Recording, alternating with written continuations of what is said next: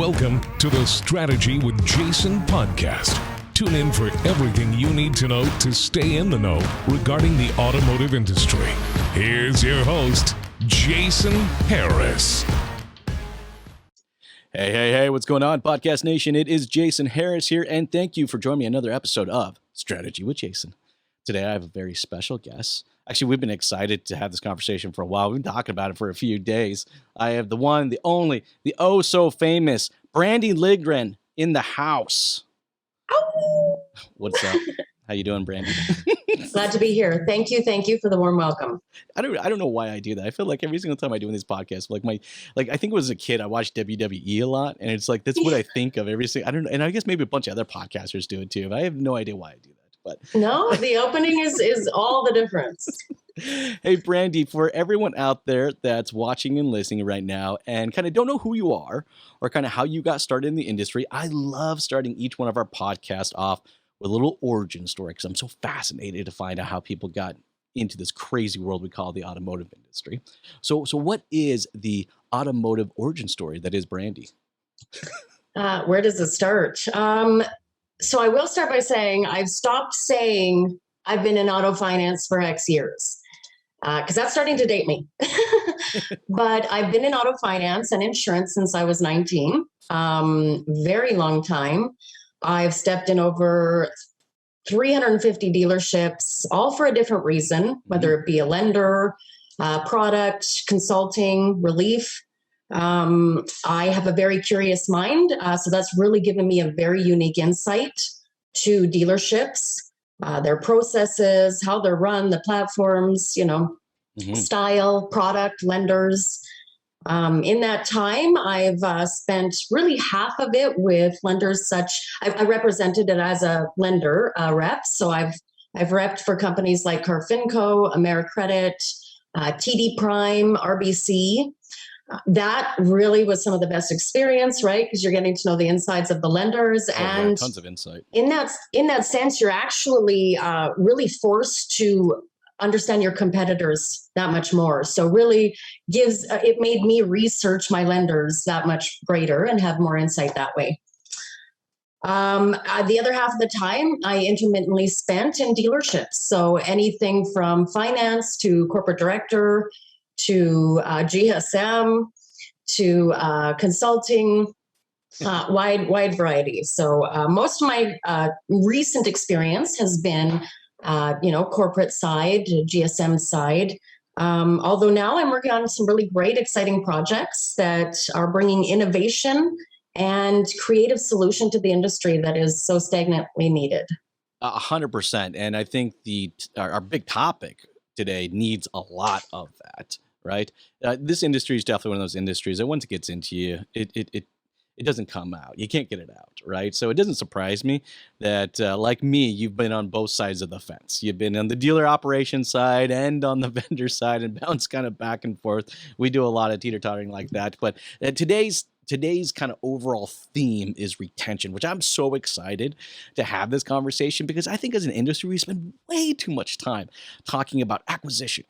We have to acquire. I mean, when it comes to acquiring staff, when it comes to acquiring new customers, and we just don't spend enough just focusing internally. And I think during COVID, I hate to identify any type of silver lining out there during a pandemic, but if there is a silver lining to identify, a lot of dealerships will suck back in and start looking internally at their processes, such as retention. And I find they'll usually get better around this time. I remember the same thing happening back in 2008 when we hit that recession, right? So I think the first direction I want to go today with you is I want to talk about staff retention, because I'm a firm believer that if you have happy staff, you have happy customers, right? Mm-hmm. But and I think too often we confuse staff retention for barbecues and gifts. Yeah. That's not really the case. Absolutely. So what are your thoughts when you hear staff retention processes? All right, what comes to mind for you?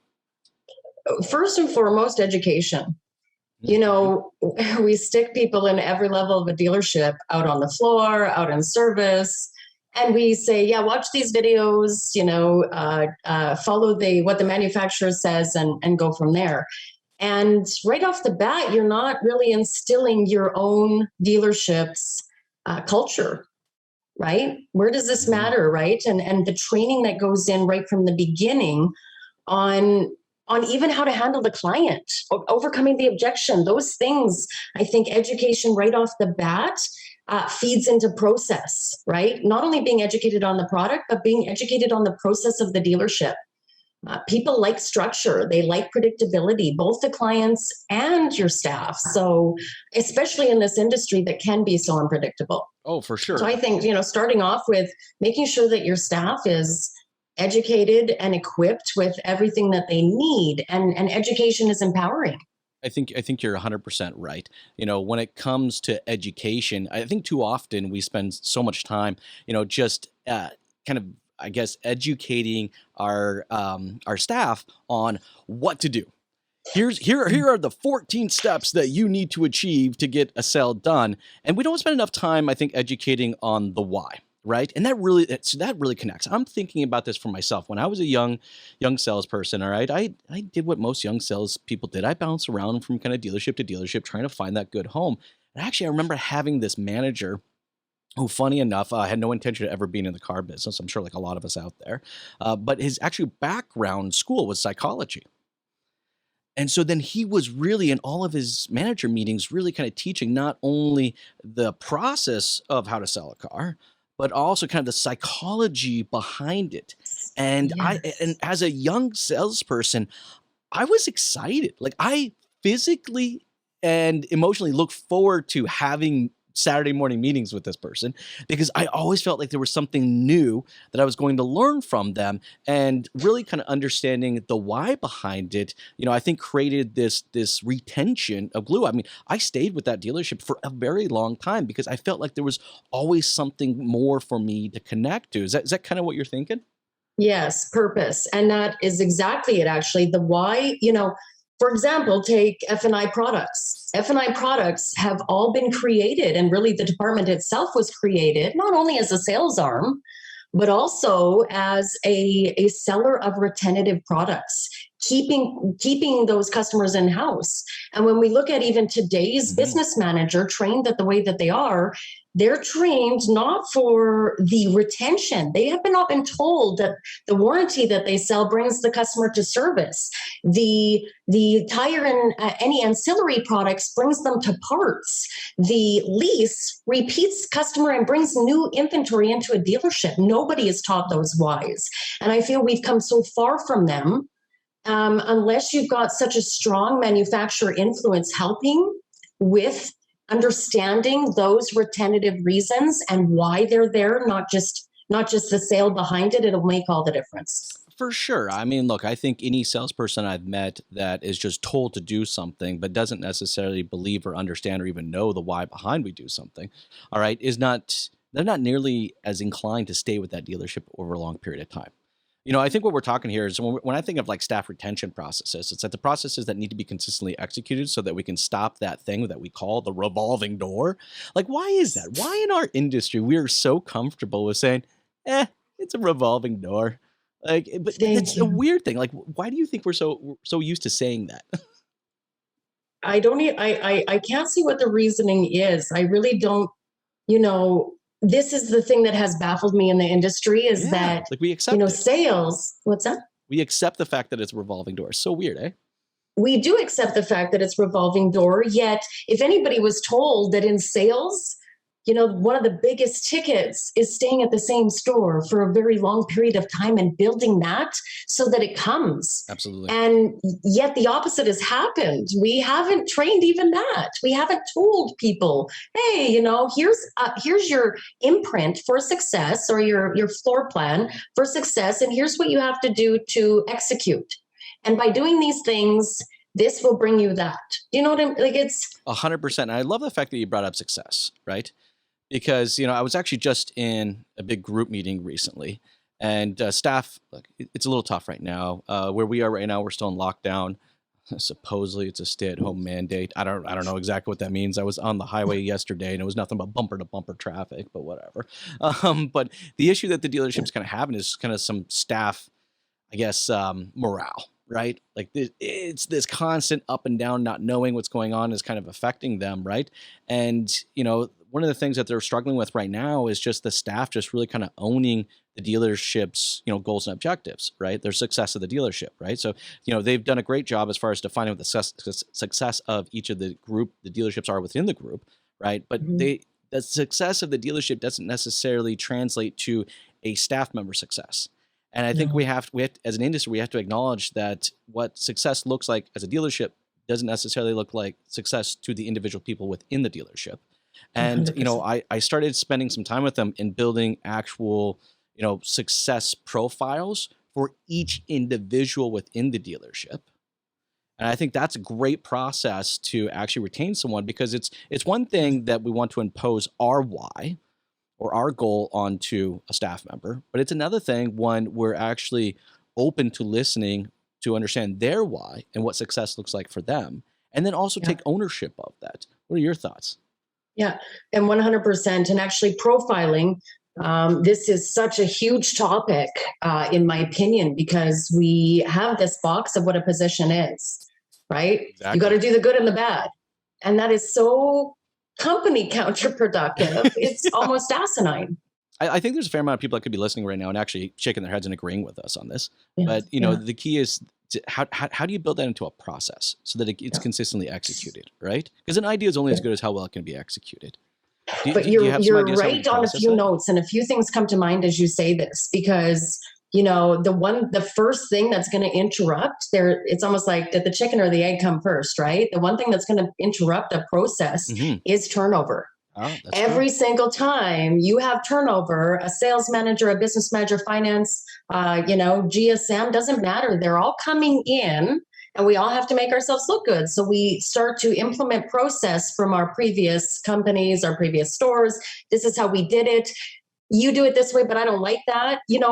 Letting those leniencies happen right off the bat and not having that structure right to begin with is truly, the second you have turnover in staff, you're going to have turnover in customers. 100%. It's that simple, right? Those are such huge contributing factors. But when we look at the problem for retaining staff, it is, to me, it's so much process. Like you say, if nobody has this template to begin with, then it's almost a disservice to any new staff you hire. I totally agree. Well, I like what you said earlier because you called it a blueprint. And Yeah. I actually think that's really cool, right? I mean, I'm thinking to myself right now, if I was to go out and, start up a new dealership and, look, I've actually learned a lot of this actually after having the dealership. So this is funny because this goes into kind of, being, my emotional intelligence, which honestly is not overly high, but I've learned and I've been kind of through this kind of journey of kind of self-awareness and kind of understanding like why I feel the certain ways. And so it's like, so this is something I would do if I was to start up a new dealership, is that as I'm bringing staff in, I would blueprint, all right, what success looks like to them. And then I think as a manager or an owner, it'd be my responsibility to connect my dealership's blueprint to success and my staff's blueprint to success and how they put together. Any thoughts on that? That's so brilliant. And take it a step further. Imagine the passion that's going to come out of your staff Yeah. as they're actually talking about their passion, what they're excited for, what they think would be success in their own manner, in their own department, in their own position. It's powerful. No, I'm with you. I think, what we've covered kind of so far when we're thinking like staff retention, right? Is, training is a big thing. But I think training and educating are kind of two different things. So I think Yeah. sometimes as an industry, what we do is we look as training and we kind of approach training. Well, training will help with my retention. The better they're trained, the better they sell, the more likely they'll stay. All right. But training and educating are kind of two different things. So I think anybody out there watching and listening, make sure that in your training, there is a educational part to it around the why you're training the way you're training and the activities that you're training on, right? Not Yeah. enough just train on the activities. You got to train on the why for those activities. I think that's the one. And then the second one we just got done talking about, which I think is great, is that you were talking about, I love the way you said blueprint to success, right? Yeah. That blueprint to success for the dealership needs to be clearly mapped out. And I don't know about you, but I'm a big fan of a whiteboard. Yeah. Oh my gosh. I'm in my garage right now, but I was going to get my husband to bring down my big whiteboard Right? and keep my notes on the hand. Yeah, no, I'm a geek that way. I am the Sorry. same way. In fact, actually, as we're talking right now, I have my notes are actually on my whiteboard right over there, kind of in my line of sight Awesome. with the camera, so I can actually keep looking up there. but no, I think it's just a great process. Is that Yeah. you blueprint your dealership success, all right, and then also review that blueprint because it's going to change. That it could change quarterly, it could change definitely yearly, but for sure at least yearly, if not quarterly, I would definitely relook at that blueprint. But then also every time a new staff member is coming in, you blueprint their success and you go back again quarterly or yearly and review that blueprint and realize if anything changes to it. Don't you think? No, absolutely. And, you kind of nailed something that I think is such an important topic, especially in the dealer world, is actually the difference of working in it versus working on it and being mindful of both. Yeah. Asking staff to lay it out and then also to revise it means they're consciously conscious of the process that they're working on. And, in any position in a dealership, there are two roles. You do have to work on it where you're dealing with the customers and you're dealing with the day-to-day. And then you have to step back and you actually have to work on it. And I think that, a lot of dealerships, I'm not going to judge positions, but when people get to certain stages, a little bit of checkout happens, right? So, Sure. we get to a certain level of comfort zone, whatever the reasoning being, and we stop working on it.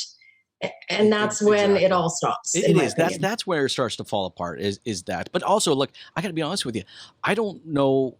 See, if we didn't blueprint our sales team, then we probably definitely did not blueprint the success for our management team. And it all kind of trickles down, right?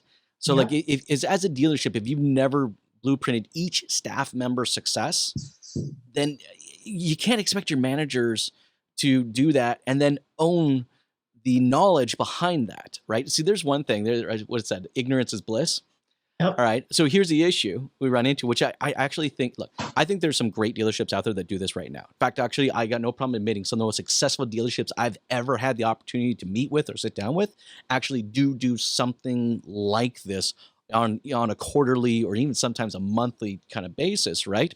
But I'm thinking that if we don't train our managers to do this, then how can we ever expect them to take ownership of the knowledge that individual person's blueprint to success actually gives them in the first place?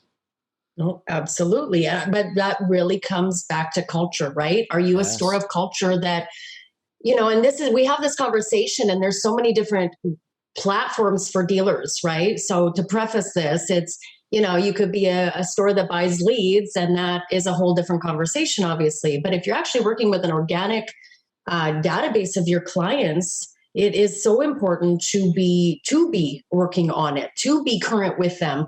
There's a huge stat that says, I think it's in the 80s, that a salesperson or that a client doesn't remember a salesperson within a year of buying a car.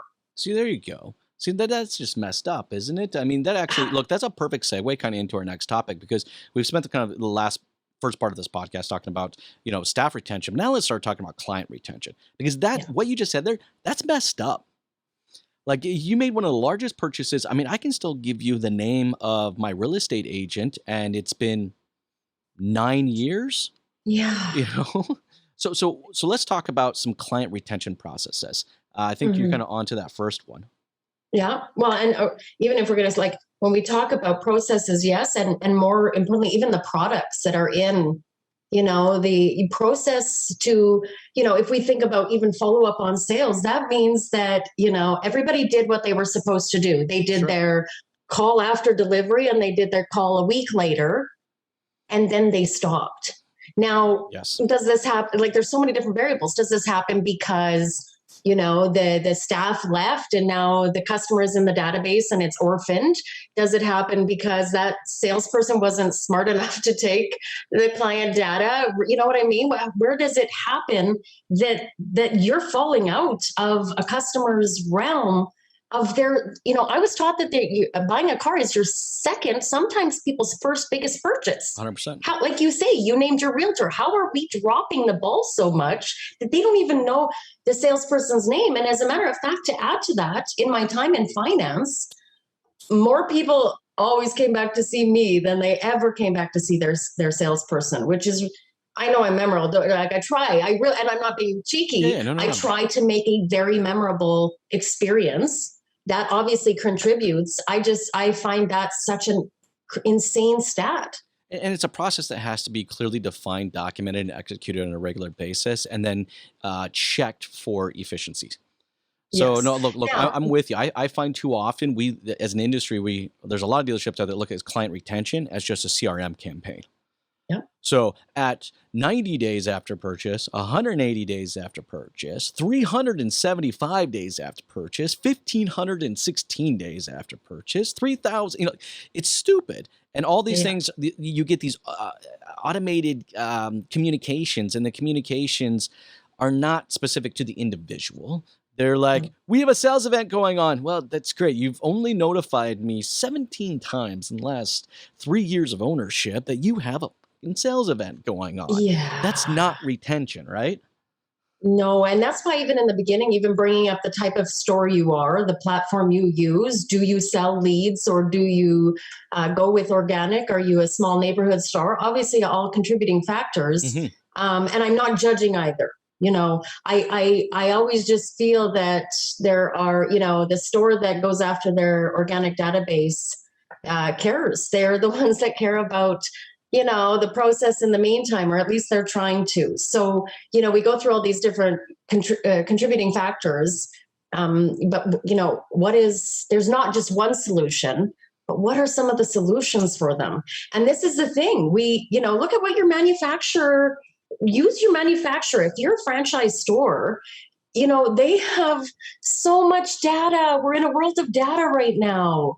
Yes. So much data that you should to be not paying attention to what they're saying to leasing, to certain products, to certain, even using a manufacturer lender over a bank lender matters to dealer retention. So, again, back to education. Are we educating ourselves enough in the first place of what our options and what, our manufacturers have done all the homework for us? So, where's the disconnect?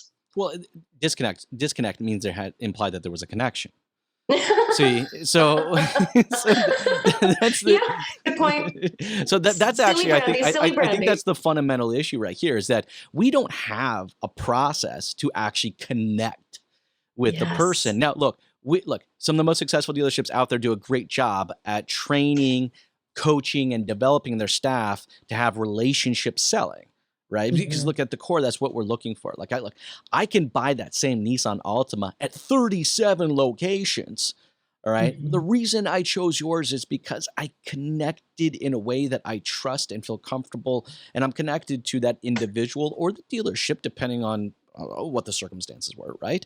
But then once we sell the customer, we're like, okay, now you're just a number within our CRM system, and you'll get automatic notifications when we have sales events moving forward for the next 5.5 years. And that is exactly it. We're expecting people to be loyal when we're really not even being loyal ourselves. We're not loyal to them at all. What do you do for your client beyond the time of sale? What are you doing for them? Are you keeping them educated? Have you, kept them involved in your community efforts? What, exactly. How are you presenting yourself? And that's, there's that, it's that transition from staff and client retention to actually the retention cycle. Like, how does that look for a dealer? And I think, so many variables pay in. Not only how does that look for a dealer, but how does that look for a manufacturer? We can talk about, hey, dealers should be at this level of retention. But, one thing I found in preparing for this talk is that right out the gate, you've got the variable of manufacturer retention, right? Mm-hmm. So different tools that each manufacturer has created to keep your clients retained, but also even vehicle type. Like 60% of truck owners are going to buy another truck. It might not be the same, manufacturer. So now you've got all these contributing factors that really do contribute to the cycle, right? Yes. And what support do you have? And are you actually utilizing that support? Because again, you have to take off your working on it hat and now you have to work in it. Or sorry, you have to take your working in it hat and now you have to work on it.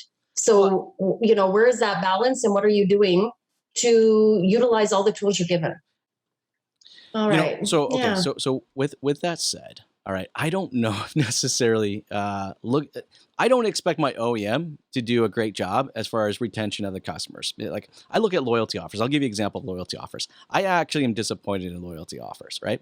So the manufacturer, all right, waits until the very end of a customer's ownership cycle and says, "Hey, by the way, buy another one. I'll give you an extra $1,000 off." And I'm thinking to myself, it's like you're willing to reacquire that customer at a cost of $1,000 because simply you haven't done a great job of just retaining their brand loyalty over the course of the entire ownership. So I look at the dealerships, and this is how I'll talk to them. I said, look, it's your responsibility at a dealership level to retain that brand loyalty, because don't expect your manufacturer will do a loyalty coupon, but think about that. If $1,000, if you were to take that $1,000 off the life of that customer, all right, what could you do with that $1,000 instead of slapping it at the end? I'm not going to go buy another Nissan right now just because you have $1,000 loyalty. I don't really care. That is not, nothing there does it for me, right? So it's like what the communications that the dealership has had with me over the last 4 years I've owned that car. Now that's a reason I'll go back and buy it. Absolutely. And this is the other thing dealers actually have to recognize is that now more than ever, that loyalty matters the most. We are up against online buying platforms that are trying to take the dealer out. And so if you don't have a loyalty with your client, say bye-bye. That's your local relationship matters immensely. And I mean, it's your relationship, but I think that a relationship also starts with what you're doing to be part of that neighborhood at the end of the day, right? So more than ever, dealers, the retention side is so important. It's crucial. Well, I like the fact that you use the word value, right? Because like every relationship requires value. Okay. There has to be a value connection or proposition for me to continue to be connected in a relationship of any kind, right?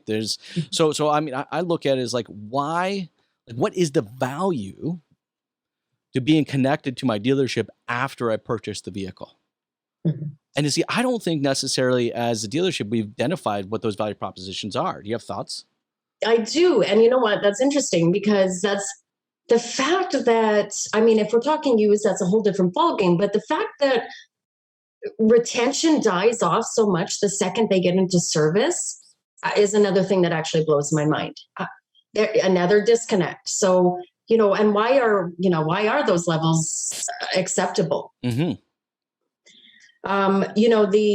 The other thing I was going to mention is that one stat that I read is that on average, like I think it's, buying a new customer costs you 5 times more than retaining one. 100%. 100%. And so, when I do training of any type, the first thing I start with is, when is the last time you went car shopping? Because if we're not even starting with training to show our staff how terrible the industry is to begin with, how you can easily stand out, how you can make yourself different from the lumdrum people that customer has experienced up until they walked into your door. It really is about being different. What is it? The definition of insanity. Yeah, doing the same thing over and over and expecting different results. And more importantly, we're watching dealers that are semi-successful that we've allowed this benchmark of retention to be okay, and we're using that as the okay. Everybody is doing the same thing. Nobody is being unique. Nobody is being different. Yep. Nobody is doing anything to make themselves stand out. Well, it's just a matter of actually setting a goal. See, look. Here's at the end of the day, like when I'm working when I'm working with dealerships and we're looking at their sales efforts, the first thing I do is split their volume between new acquisition and retention, and often we don't do that. Right. And when we do that, it's literally just looking at lease retention. Yeah. You know, it's like, oh, well, 60% of your sales last month was to existing customers. Okay, well, that's great. How many of those were leases?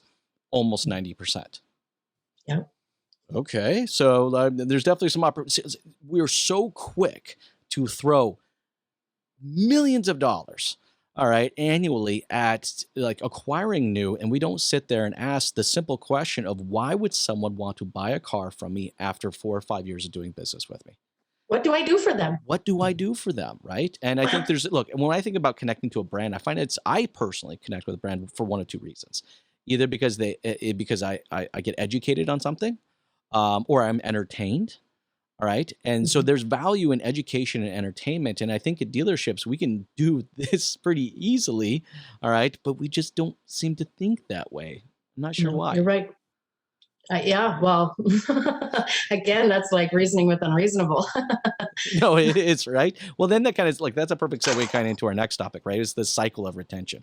And we mentioned this a little bit earlier, kind of in our conversation as well, when we were talking about like, this is not just a CRM campaign. So, No. you know, like when you hear of kind of like the cycle of retention, what are kind of your first thoughts? Like, how would you, in a perfect dealership world, all right, how would you kind of build that cycle of retention within a dealership? Honestly, I really truly believe the first place I would focus on is in the products that finance sells. Okay, I And like only that. because they have been created for return. Dealers have stepped up, manufacturers have stepped up, started offering prepaid maintenance packages. Everything about the tools in finance feed into your dealership, everything. It makes all the difference if they're going to end up in service. Like even they talk about lease retention, having a high lease penetration, how much it affects your service retention.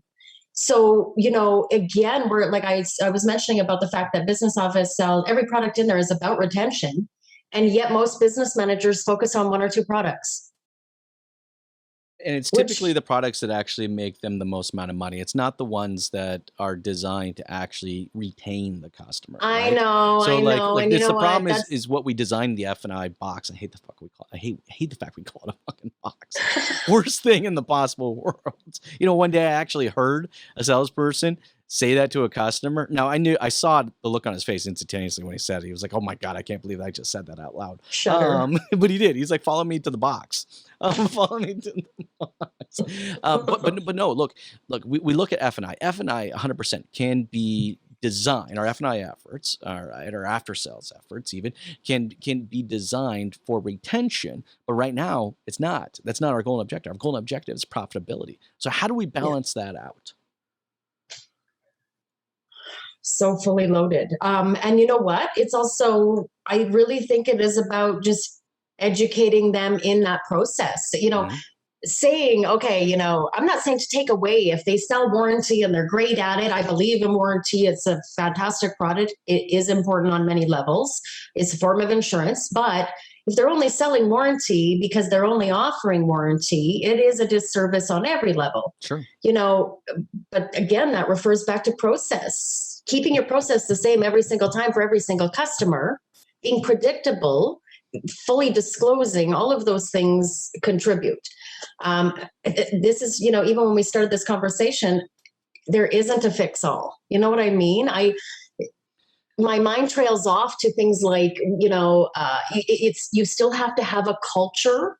And I don't know if that happens when the staff is brought in. I don't know if that happens, do you, personality tests, but bringing in a certain type of culture is actually, on every level is what sets the bar. It's what makes your story unique. And, part of us, putting people in a box of what their position is and not profiling them properly in the first place, and also putting them in a box of the industry standard of pay is such a detriment to a dealership's full purpose and their full contribution.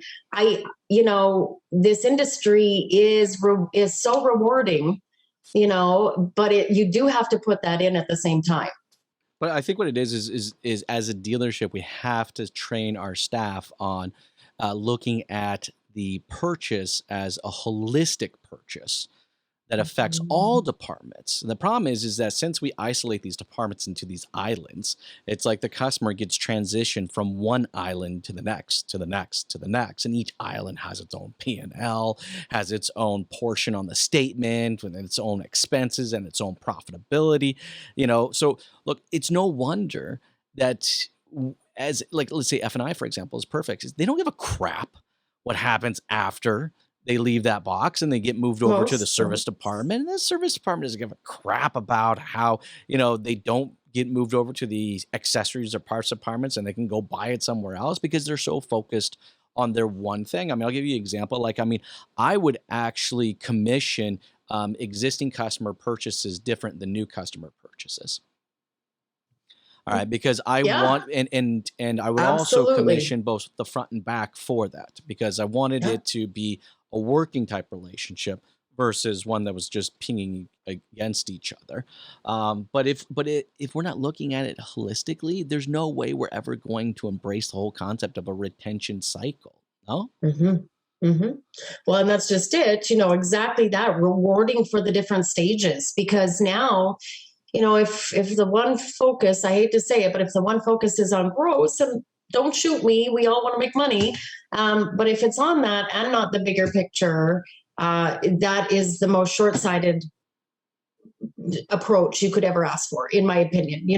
The rewards come from the longevity, and you nailed something that again comes back to culture though, like stating they don't give a crap. That is the unfortunate part, is they don't give a crap. And that fucking infuriates me because here is somebody spending a large amount of money and we've taken that experience, and customer experience is a whole different topic, but we've taken that experience and we've bastardized it. That's so true. We really have, man. I'll be honest. If I get good service, and probably because I'm in the service industry, but if I get good service, even if it costs me a little bit more, I'm like, I want to support too. I want to support, the story you told me. You listened to my story. You called me on my birthday. You called me on my car's birthday, like whatever it is. But we're not, we've made it so about the one focus and it's costing us. Well, it's and funny. It's costing us where online companies have now come to a platform where they can compete with the dealer and they're getting away with it. Well, 100%. And also because they actually understand the value of retention. So look, every other industry out there understands the value of retention. So much so that they'll talk more about retaining customers, all right, and how to keep retaining customers versus necessarily acquiring them. Look, the more we our cost to retain is lower than our cost to acquire. All right, so that means our profit margins are going to be a lot higher on those individual ones because look, no dealership out there actually calculates the acquisition cost against the gross profit of the car. All right, all they do is just look at the gross profit of the car, but they didn't realize that it cost them this much, all right, to bring that existing customer in and purchase that car with a $1,500 gross, all right, versus it costs this much to acquire the person to come and do the same $1,500 gross. Like we are just not, as an industry, we just don't train on that. But it's also, look, every other industry out there, right, deems their success based on their customer retention, except for automotive. We base our success on just the sheer amount of volume that we pump out. Isn't that weird? And that is exactly it, right? Everybody cares about your numbers. What did you do last month, compared to the year before, compared to, a different manufacturer. Yep. The other thing that you hit there is the cost to acquiring, like if you only based, if you could be in a position where you only based yourself on retentive business, I would be so shocked to see the numbers because, we say that the cost to acquire or buy a lead or whatever, a new client, whatever the case is up to 5 times more. But is there even any guarantee that customer is going to stay ours as well? It's a one time. And if you don't have that culture of longevity and retention in the first place, chances are the 5 times you paid for that client isn't going to benefit your database any further ahead. It's such a losing battle. It's almost shocking. It really is. And you know what? I think that's a great place to kind of cap off our conversation because look, that sums it up the best, right? Is that it's just where our focus is on profit. And if that's the case, then why is our focus not on retention and its constant acquisition? But again, if these processes that we've talked about so far, the staff retention processes and the client retention processes, and really understanding and mapping out the cycle of retention for your dealership, right? If you're not spending the time to do this stuff, then you're just kind of going about your day by going about your day. And we kind of talked about earlier, right? You're never going to get better. And look, we've seen this happen. We've both seen this happen. We've seen dealerships that have executed on everything that we've talked about today. And I've seen their P&L statements. I've seen their volume. Like, I've seen their happy customers and their happy staff. And it's gorgeous, right? But look, I think if anything, if it's a little slower in your dealership right now and you're watching, listening to this, this is a great time to ensure that you are setting up those retention processes and setting up and mapping out what success looks like, not only for yourself, but also for your staff. But before I let you go, Brandi, I know there's some cool and new exciting things going on with you. Can you tell me a little bit about what's going on?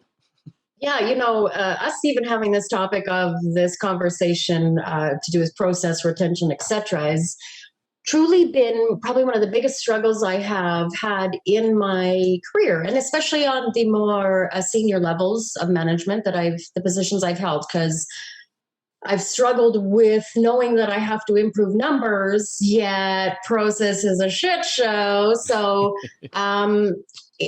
over the last, I'd say over the 23 years, but over the last year, I've started to build a system, hence the shirt. It's called Disclose. It really does so many things. To wrap it up in a nutshell, it is a dealer system. It's a dealer process system. And it really does educate and really inform the consumer throughout the buying process. The kind of tagline is, the only dealer system driven to build buyer confidence. The whole premise is focusing on disclosure of the vehicle, disclosure of products, disclosure of manufacturer options versus dealer alternatives, giving your client an informed, educated decision on your vehicle, even compared to another one, right down to even tools built in like cash conversions, helping consumer understand the big difference of all the payment options, right down to products. So the big focus, I've worked with a lot of stores and they have all these forms everywhere. These tracking, we've got this Excel spreadsheet that tracks where the customer is, and we got this Excel spreadsheet that tracks gross. This ties everything as well. So this is going to track your customer. It's going to track how long the customer's been in the system. It's going to ensure that you focus on the deals that are most important. And it's going to ensure that when the customer shows up, it's ready, which is a whole other topic that I don't want to get into, but more times than not, I was even just buying a vehicle with my niece, and she knew I was an industry person, and we postponed our appointment for even a day. And even, we'll call it even 48 hours altogether. So she had ample time. And when we got there, what was she doing? She was wiping down the vehicle in the parking lot. It all comes down to process. And because you know what, you're 100% right, though. Look, the most successful dealerships out there that I've met and worked with, the reason they're most successful is because the little things make big differences to them. And they've embraced a culture around little things, because it's the little things that make and break a deal.